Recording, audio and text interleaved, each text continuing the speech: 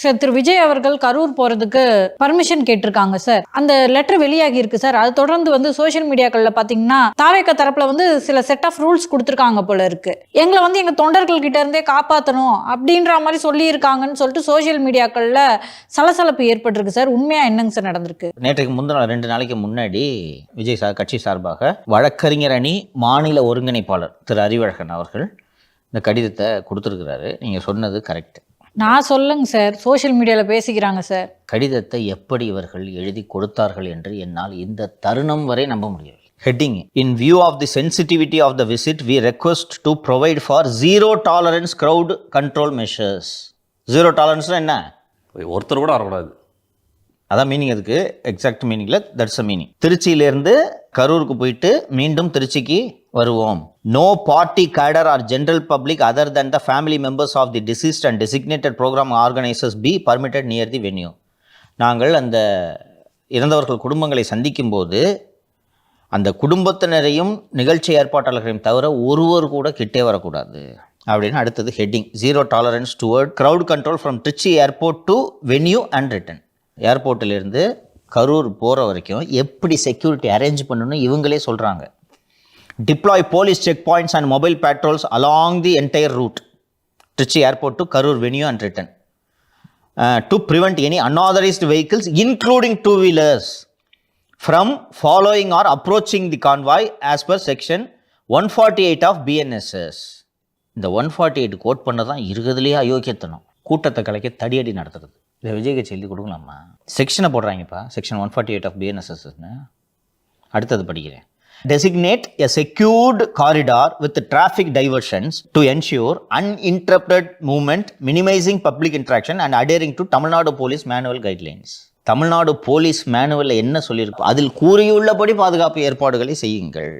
அதில் இருக்கும்படி பாதுகாப்பு ஏற்பாடுகளை செய்தால் விஜய் ஏர்போர்ட்லேருந்து கரூருக்கு போயிட்டு வர்றதுக்கு எதுவாக இருக்கும். யார்ப்பா அங்கே போகிறது? விஜய் பார்க்குறதுக்கு நீ நான் போவோமா? ஜெயபிரகாஷ் போவனா? பைக் போவனா? யார் போவா? தாவேக தொண்டர்கள். அவன் வரக்கூடாது கிட்ட. அவன் வந்தால் தடியடி பண்ணணுமா? செக்ஷன் கோட் பண்ணுற செக்யூரிட்டி அட் திருச்சி ஏர்போர்ட். அடுத்த heading: provide armed police escorts at the airport to secure entry and exit points, ensuring no crowd formation or unauthorised access. ஏர்போர்ட்டில் என்ட்ரிலையும் எக்ஸிட்லையும் ஆயுதம் தாங்கிய காவல்துறையினரை நிறுத்துங்கள். இதுக்கு ஆள் வந்தால் சுடுறதுக்கா?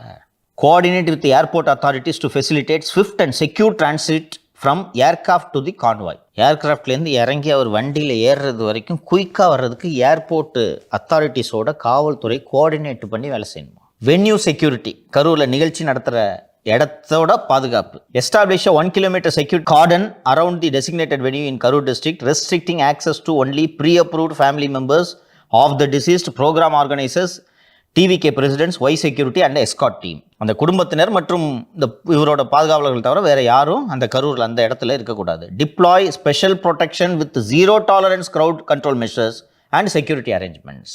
Ensure controlled entry and exit at the venue through a single access point with the police verification of attendees against pre-submitted list of participants with ID cards issued by the party. ID card issue பண்ணுறவங்களை மட்டும்தான் உள்ளே விடணும், வெளியில் வரணும். வேறு யாருமே அது உள்ளே நுழையக்கூடாது. என்னென்ன ஐட்டனரி அண்ட் கோஆப்ரேஷன்னா, அதாவது எங்கே கிளம்புறாரு, எத்தனை மணி கிளம்புறாரு, இதெல்லாம் நாங்கள் சொல்லுவோம். அண்ட் கூடுதலாக நீங்கள் ஒரு மீட்டிங்க்கு ஏற்பாடு பண்ணுங்கள், டிஸ்கஸ் பண்ணி செக்யூரிட்டி அரேஞ்ச்மெண்ட்ஸ் பண்ணலாம் அப்படின்னு சொல்லியிருக்காங்க.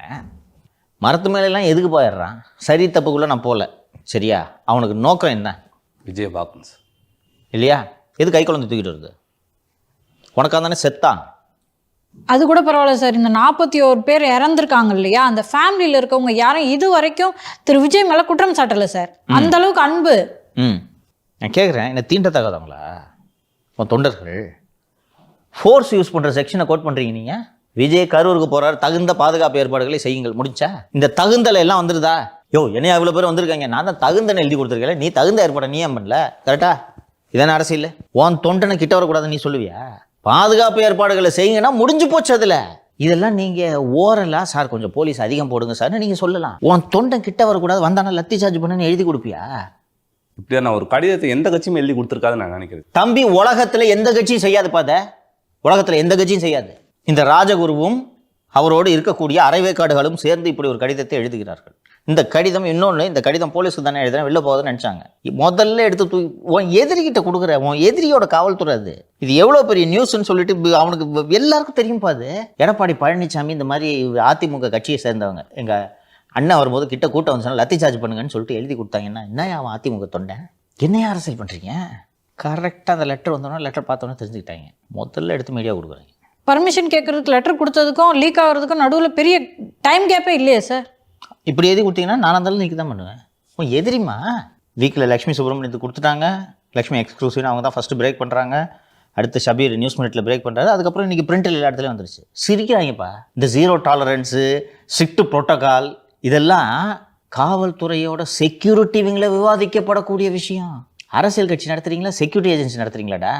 ராஜகுருவெல்லாம் அரசியல் ஆலோசகராக வச்சுருந்தீங்கன்னா என்ன ஆகுன்றது தெரியுதா? எழுதுவானா உன் தொண்டையாவன் விர்ச்சுவல் வாரியர்ஸையே விஜய்க்கு எதிராக திருப்பி விட்டுருவாரு போல இருக்கே. ஏமா இது என்னம்மா, கொஞ்சம் யோசிச்சு பாருங்கம்மா. அண்ணாமலை எப்படி பிஜேபியில இருந்து ஒரு வேலை பாக்குறாரோ அத மாதிரி ஆரோக்கியசாமி இது எப்படிமா எழுதலாம் இப்படி ஒரு லெட்டரு? எனக்கு அவங்க லக்ஷ்மி ஸ்டோரியை படிச்சோன்னு என்னால் நம்ப முடியல. இது இருக்காது. But she'll not make this mistake. திமுகவுக்கு ஜாலரி அடிப்பாங்க, சொம்படிப்பாங்க, அது வேறு. ஆனால் தப்பு எழுத மாட்டாங்க அவங்க. And she has a copy of the லெட்டர்ன்றதை நேற்றே கண்டுபிடிச்சேன். ஏன்னா அதில் என்ன எழுதியிருக்கோ வெர்பாட்டிம்னு போட்டிருக்காங்க. Then Shabbir carried, others also carried. என்னையா லெட்டரு? உலகத்தில் எவனாவது எழுதுவானாப்பா? அப்போ உங்களுக்கு அரசியல் சுத்தமாக தெரில இல்லையா? அப்போ உங்களுக்கு உங்கள் பாதுகாப்பு தான் முக்கியம் இல்லையா? 15 நாளாகி நீங்கள் சாவு வீட்டுக்கு போல, சாவு வீட்டுக்கு போங்க போங்கன்னு தினந்தோறும் எதிர்கட்சிகளும் சொல்லிக்கிட்டு இருக்காங்க. ஊடகங்கள் விமர்சனம் வைத்து கொண்டிருக்கிறார்கள். இவ்வளவு குத்துனதுக்கு பிறகு போலான்ட்டு நீங்கள் முடிவெடுக்கிறதுல உங்கள் தொண்டனை லத்தி சார்ஜ் பண்ணணும்னு எழுதி கொடுக்குறீங்கன்னா என்ன மனுஷன் நீங்கள்? குறைந்தபட்ச அரசியல் அறிவு கூட உங்களுக்கு இல்லையே. அந்த தொண்டை என்ன பண்ணப்பான்?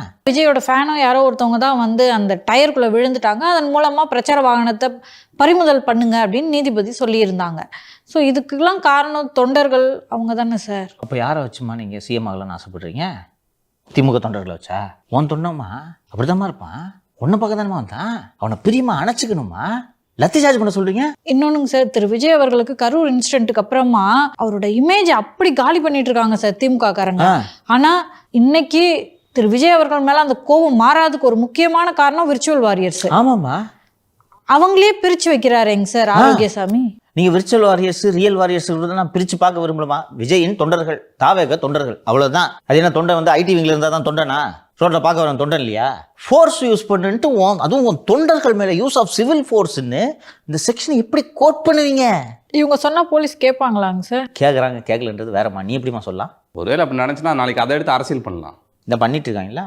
அவங்க அப்ப வரும்போதெல்லாம் சந்தோஷமா இருந்துச்சு, கரூர் இன்சிடென்ட்டுக்கு அப்புறம் கஷ்டமா இருக்கு. கஷ்டமா இருக்கா? அவ்வளோ முக்கியமா உங்க பாதுகாப்பு. இப்போ இதெல்லாம் இந்த மாதிரி இவங்க சிந்தனை போக்கு, விஜய் மற்றும் விஜய் கட்சி நிர்வாகிகளோட சிந்தனை போக்கு மாறியதற்கான காரணம் கரூர் இன்சிடென்ட் பார்த்து பயந்துட்டாங்க. கரூர் இன்சிடென்ட் போல இன்னொரு இன்சிடென்ட் நடந்துடக்கூடாது. இது எதோட வெளிப்பாடுன்னு நீங்கள் பார்த்தீங்கன்னா கரூர் மாதிரி எதுவும் நடந்துடக்கூடாது. சரி, திருச்சியிலேருந்து கரூர் காரில் போகும்போது நம்ம காரில் எவனாவது பைக்கை வந்து இடிச்சு ஒரு இன்சிடென்ட் ஆச்சுன்னா பிரச்சனை ஆகிடும். அதுக்கு என்ன பண்ணணும்? பக்கத்தில் எவனுமே 1 கிலோமீட்டர் ரேடியஸ்க்கு வரக்கூடாதுன்னு நம்ம போலீஸ் நம்மளே கோரிக்கை வைப்போம். திருப்பி போனால் வரத்தான் செய்வாங்க தொண்டர்கள். அதையும் மீறி நீங்கள் போய் தான் ஆகணும். இது சூப்பர் ஸ்டாராக இருந்தால் அரசியலுக்கு வரவங்களோட சிக்கல்ன்றதை நம்ம தொடக்கத்திலே பேசியிருக்கிறோம். அப்போ இந்த ரிஸ்க்கை கூட எடுக்காமல் நீங்கள் என்ன பண்ணுங்க? இப்படியா போய் தொண்டை மேலே தடியடி நடத்துன்னு எழுதி கொடுப்பீங்க? ஒருவேளை வந்து வேணும்னே தொண்டர்கள்ன்ற பேரில் யாராவது அசம்பாவிதம் பண்ணிடக்கூடாது, கல் எடுத்து அடிச்சிடக்கூடாது அப்படின்ற ஒரு காரணத்துக்காக இப்படி ஒரு லெட்டர் எழுதப்பட்டிருக்கலாம்ல சார்? வேறு யாராவது தொண்டர்கள் என்ற பெயரில் குண்டர்கள் என்பதை எப்படி அடையாளம் காண்பீர்கள்? கரூரில் கூட்டத்தை பார்த்தீங்க, அதில் திமுக தொண்டர்களும் இருந்திருப்பார்கள், அண்ணன் செந்தில் பாலாஜி நாட்களும் உள்ளே இருந்திருப்பார்கள். எப்படி பிரித்து காண்பீர்கள்? எப்படி வேறுபடுத்தி காண்பீர்கள் சொல்லுங்கள்? அதுக்காக பிரச்சாரம் பண்ணாமல் இருக்க முடியாது. முடியாதுல்ல? அவ்வளோ கஷ்டமாக எந்த பிரச்சனையும் வரக்கூடாதுன்னு நீங்கள் சினிமாலே இருங்க சார். அப்போ நீங்கள் பாதுகாப்பே கேட்க வேணாம். ஷூட்டிங் ஸ்பாட்டுக்கு அவங்களே பாதுகாப்பு கொடுத்துருவாங்க இல்லையா? இந்த சிக்கல்லாம் இல்லைல்ல. உங்கள் தொண்டருங்க எம்ஜிஆர் இப்படி சொல்கிறத நீங்கள் நினச்சி பார்க்க முடியுமா? ஜெயலலிதா அப்படி சொல்லுவாங்களா? பழனிசாமி சொல்லுவாரா? கரூரில் போய் பேசும்போது என்ன சொன்னார்? நீங்கள் எல்லாரும் வழக்கு வாங்கி வச்சுருக்கீங்கன்னு தெரியும், காவலையப்படாதீங்க, நடவடிக்கை எடுக்கிறேன், அவன் கேஸ் போட்டான்னு இப்படி பேசணும்.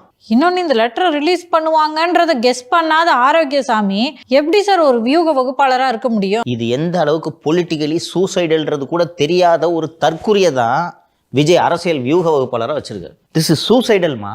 கூட்டம் அதிகம் வந்துச்சுன்னா என்ன தடியடி நடத்துன்ட்டு ஃபோர்ஸ் யூஸ் பண்ணுன்னு என் தலைவன் சொல்லியிருக்கான்னு தெரிஞ்சால் நான் இந்த தலைவன் பின்னாடி போகிறேன்.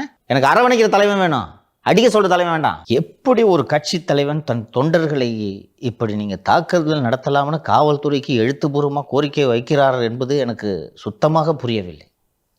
இந்த அளவுக்கு அரசியல் தெரியாமல் இருக்கிறார் என்பதை நினைத்து நினைத்து என்னால் என் மனது ஆரமாட்டேங்கிறது. இருக்காது இருக்காது எல்லாரும் நியூஸாக இன்னைக்கு இதை எடுத்து பிக்கப் பண்ணுறது ஜீரோ டாலரன்ஸ் பிக்கப் பண்ணுறது காரணம் உலகத்தில் எவனுமே எழுத மாட்டான்ப்பா. இவ்வளோதான் உங்களுக்கு அரசியல் அறிவு. இந்த அரசியல் அறிவை வச்சுக்கிட்டு தான் 2.5 வருஷம் சிஎம் கேட்குறீங்க நீங்கள் இல்லையா? அதாவது ஒருத்தர் கூட எங்க பக்கத்துல இருக்கிறத நாங்க சகிச்சுக்க முடியாது அப்படின்றத அதுக்கு அதான் மீனிங்க. தாவேக தரப்பில் இந்த கரூர் சம்பவத்திற்கான எஸ்ஐடி விசாரணைக்கு எதிராக தாவேக தரப்பில் தொடுத்த வழக்குகளும் இதர வழக்குகளும் இன்னைக்கு விசாரணைக்கு வந்திருக்கும். நாம் படப்பிடிப்பை விரைவாக முடித்தால் தான் உரிய நேரத்தில் வீடியோ பதிப்பிக்க முடியுன்றதுனால இந்த வழக்கில் என்ன நடந்துச்சுன்றதெல்லாம் அடுத்த வீடியோவில் விரிவாக சொல்கிறோம். சரி சார், நன்றி சார்.